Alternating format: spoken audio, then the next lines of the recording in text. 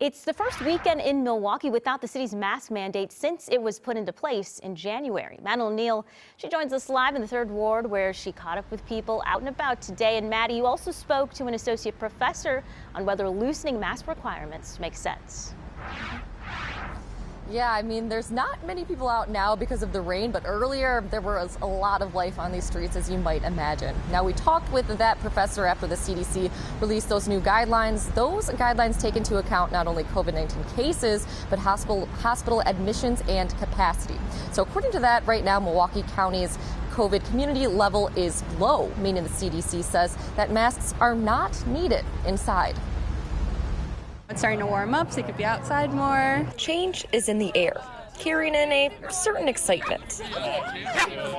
Everyone thinks this is balmy. As we peel back the layers, that includes the ones on our faces. It feels more like personable, like seeing people's faces, definitely. So that's a really nice change and can breathe a little easier. It's a breath of fresh air for some. Gives us a sense that, we're going to be kind of going back to reality and going back to the old norm. The choice on whether to wear a mask indoors now back in their own hands.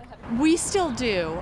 We are completely comfortable with whatever anyone wants to do. Some plan to keep covering up indoors because it's easy. We don't want to spread to each other, to our families, to our friends, to anyone. For now, you'll still need them using public transportation. You can be extra cautious and wear a mask anyway. And that's good. Even without a mask, UW-Madison Associate Professor Ajay Sethi says if you're vaccinated and boosted, you'll likely avoid having a severe case of COVID. It's declining. I think it's going to decline a lot more. He says with declining COVID cases and hospitalizations, the CDC's new recommendations are a sign of the times. If we kept a mandate in place, it's going to overstay its welcome. We're not going to be able to use that as a tool later on. While we can't count out mandates in the future, the wild card definitely is future variants. For now, we can breathe a little easier. Everybody be safe and take care of each other.